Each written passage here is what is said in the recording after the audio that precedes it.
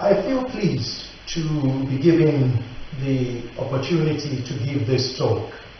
Compared to others, I'm a newcomer in this network, so I can only be grateful to the organizers of this event for bestowing on me this honor.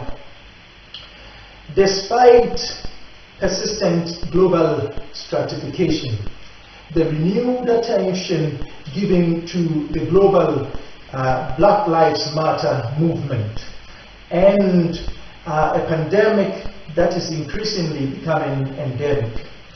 Global migration is one of the great transformations in our current political economic dispensation. According to the International Organization for Migration, there are more than 1 billion migrants in the world today. Of this population of migrants, there are only 27% of them who are international migrants. So internal migration is quite substantial. Nevertheless, international migration is increasing. To quote the IOM report again, between the year 2000 and February 2020, the number of international migrants nearly doubled. For these reasons, and for the reason that the estimated number of international migrants is likely to increase, particularly in North America, Australia, and Europe, many dramatic national and nationalist decisions have been taken. Indeed, both the Brexit vote and the Donald Trump presidency have been characterized by the denigration of migrant-sending countries, the rhetoric to build walls to exclude migrants, and the nostalgia of going back to past so-called culturally homogeneous societies. In more recent times too, there have been important consequences of this global migration. According to the IOM, and I quote, foremost have been the displacement of millions of people due to conflict, such as within and from the Syrian Arab Republic, Yemen, the Central African Republic, the Democratic Republic of the Congo, and South Sudan. Extreme violence, such as inflicted upon the Rohingya forced to seek safety in Bangladesh, or severe economic and political instability, such as faced by millions of Venezuelans. There has also been growing recognition of the impacts of environmental and climate change on human mobility, such as planned migration or relocation and displacement, including as part of global efforts and international policy mechanisms to address the broader impacts of climate change. End of quote. So die these crises, or is this cluster of migration crisis that in recent years it has tended to engage the attention of the Grand Pontiff of the Catholic Church, who in several of his exhortations to the world has described as dramatic and devastating the current global migration, and has put the case for a global outpouring of love. This problematic or geometry of a global migration crisis, in my opinion, has to be problematized at least in 3 respects. First, it overlooks the central place of cities. Second, it discounts the importance of internal migration. And third, it annexes the place of land in global migration. This problematization of the current discussion of global migration must lead us to ask again, perhaps the three most important questions about global migration. First, what is its nature? Second, why do people migrate? And third, what are the consequences of global migration for society, for economy, and for ecology? Existing attempts to address these questions are broad. They range from centering migration on the self-interest of migrants to political dysfunction and the humanist imperative for migration, to the contention that global migration is merely a reflection of the tensions and contradictions in capitalist development. These positions parallel the mainstream, the humanist, and the radical traditions in migration research.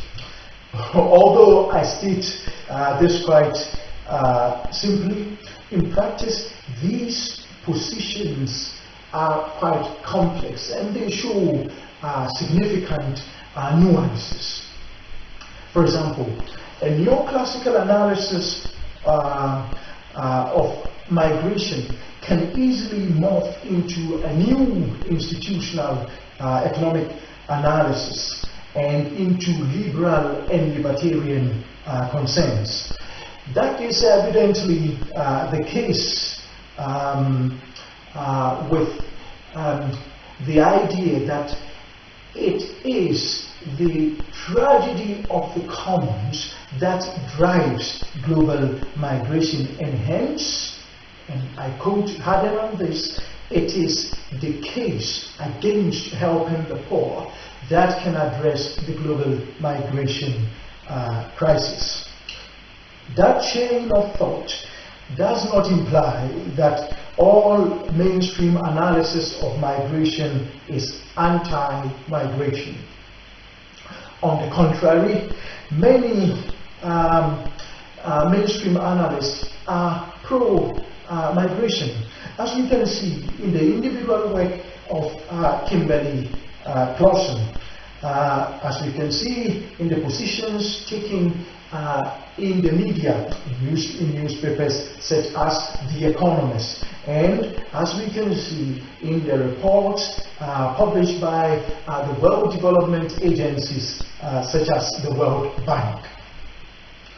For these advocates, not only is migration good for growth, as they say, but also migration is germane for the reduction of inequalities, the reduction of poverty, and the increase in global happiness. As the 2018 World Happiness Report argued. Similar arguments are made by humanists, including many activists in the sanctuary cities movement.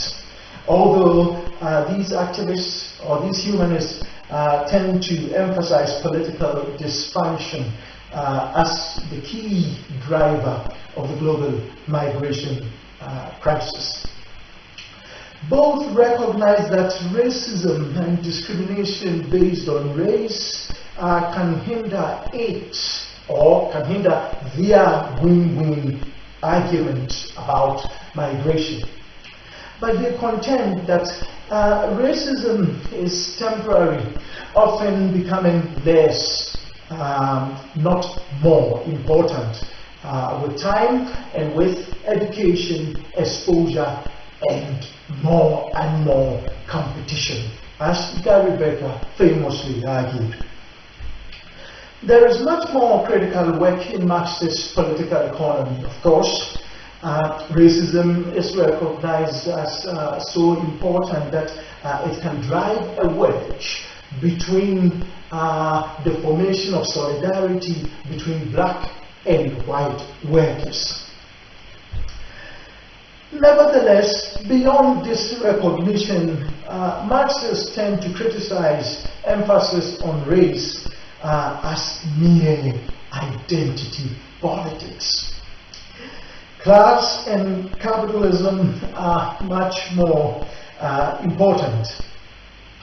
This emphasis on class to the neglect of race and gender and others form the pivot of much of the feminist critique of Marxist political economy, as the work of J.K. Gibson Graham shows. Institutionalism has helped to address many of these concerns. Institutionalists have thrown greater light and brought in much more nuance in the ways in which we understand the economy, gender, and ecology as part of a wider institutional understanding of the foundations of the economy and the foundations of global migration. We can see these insights in classic work such as Gunnar Myrdal's An American Dilemma, The Negro Problem and Modern Democracy. We can also see these ideas in the work of leading institutionalists such as J.R. Combs. Yet, institutionalism has serious problems of its own, including appreciating race and its support of eugenics in the early days. Thomas Leonard's award-winning book, Race, Eugenics, and American Economics in the Progressive Era, demonstrates the point comprehensively, one may add convincingly. As the Sudanese feminist economist Ayman O. Zain El-Abidin has shown in her book Economics, Culture, and Development, modern institutionalists have replaced their emphasis on eugenics with an emphasis on culture. Culture has become an important focus for explanation of both global migration and inequalities, downplaying race and discrimination along with their supporting institutions, and playing up culture as explanation. The relatively new field of stratification economics seeks to challenge this cultural turn and other explanations and interpretations of social change and migration that discount the place of discrimination and privilege. Developed mainly by black economists affiliated with the National Economic Association, formed in 1969 as the Caucus of Black Economists, the essence of stratification economics can be seen on the pages of the association's journal, The Review of Black Political Economy. Prominent among those in this group who seek to develop stratification economics as a coherent alternative political economy rather than simply as another heterodox school of economics, or rather than simply as the economics of identity or identity economics. John Stewart, William Darity Jr., and Derek Hamilton. Their approach has much in common with existing political economy, It is historical, it is institutional, it is transdisciplinary, and it offers a challenge to mainstream economics. But it has its own features too. A liberation political economy. It is interested in all forms of exclusion and inequalities, but particularly those related to race, to class, and to gender. So critical race theory, including the version pioneered by the black feminist Kimberly Crenshaw, can become quite central to stratification economics. Stratification economics fundamentally questions explanations of inequality or inequalities centered on human culture and human capital, and indeed on all forms of behavioral traits. This stratification economics seeks empowering alternative explanations that take the voices and knowledge systems of minorities seriously. In migration research, perhaps the best contribution to date, or perhaps the most successful application of stratification economics to migration is Todd Hamilton's book, Immigration and the Remaking of Black America. And the foreword to that book is written by no other than Douglas Massey. In my own book on the political economy of global migration, which I am currently writing for Oxford University Press, I'm trying to build on Dr. Hamilton's work in three respects. First, I'm trying to expand the scale of analysis to other parts of the global north, such as Australia and Europe, and to the global south, such as China in Asia, Ghana in Africa, and Syria in the Middle East. Second, I'm trying to more carefully learn from, but also critically engage institutional economics concepts and frameworks. And third, I seek to develop a stronger focus on land as a point of departure, but also as a point of recurrent emphasis and reference. My interest in land is not arbitrary. The great migrations of this world, including that of the Irish, was centrally about land. Land is also central to the history of globalization, the history of the free movement of capital and labor. And land is central to shaping the wages of labor and the profit of capital today. Yes, land is that magic that landlords continue to have. And land is central to the debate about the state, about territory, about walls, and about borders today. I have so far collected data from interviews that I have conducted myself, from archives and from land or real estate agents.